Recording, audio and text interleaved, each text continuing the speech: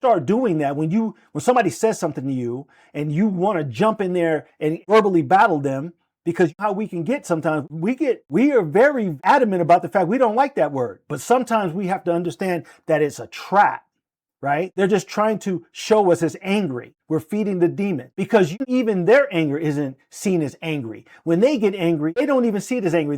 They show it as being brave or being no nonsense or faffo or whatever it is, right? Even when they get angry, the audience that they're playing to, they don't see it that way. But everything we do is amplified. So we got to be careful about when we're engaging people who want to bait you into doing dumb shit. What they're doing is they're saying, look, these people are angry and dangerous.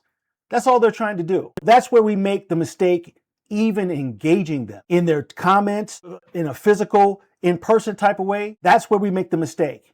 Now, I'm not saying that you should allow people to disrespect you all out in the open. That's ridiculous. But to sit there and go back and forth with them, it doesn't do anything more than give them energy.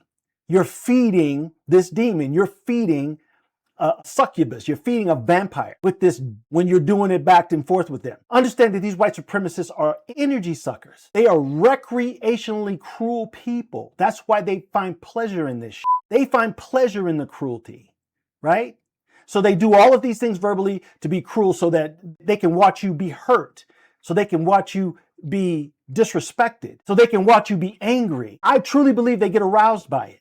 Believe me, I believe that white supremacist activities are erotic to these people. So when you're engaging with them at each and every turn, we are literally engaging in something that on a deeper level, I believe is sexual to them. Believe me. So this is why I say giving it attention is counterintuitive to what we want to do, and that is to neuter all of these white supremacists at all times. Just like a kid throwing a tantrum.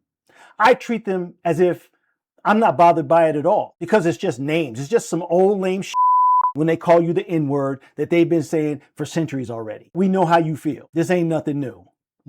We've been in a race war with you this whole time. I don't know what this new race war you're trying to get. We've already been in this. We've been doing this with you for over centuries now. I try to act like it doesn't bother me. What are you going to do? Run your mouth. The one thing we have to realize is that they were built to be this way. They were created by the Most High God to be this way, so that the Most High God can identify those that need to be used as charcoal for the fire, if what I'm saying. If you understand what I mean. Any one of them that would get up in the morning, put a camera in front of their faces and say the most shitty, racist shit about African Americans, so-called Israelites, or whatever it is, understand the Most High God made them that way so that he could stoke that fire a little higher when it comes to judgment.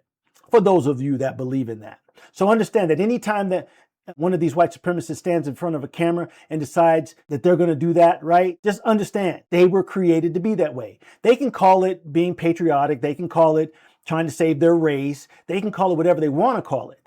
But all they're doing is making themselves what? Marking themselves. Remember the mark of Cain? If you want to call it what it is, we know what mark of Cain really is. But if you're going to say something about there's a mark on them, there's a trait about them, this is what it is. The ones that'll get up in the morning or throughout their day, go in the bushes, go in their garages, go wherever they go to say bad things about the African American, the anti-black racism.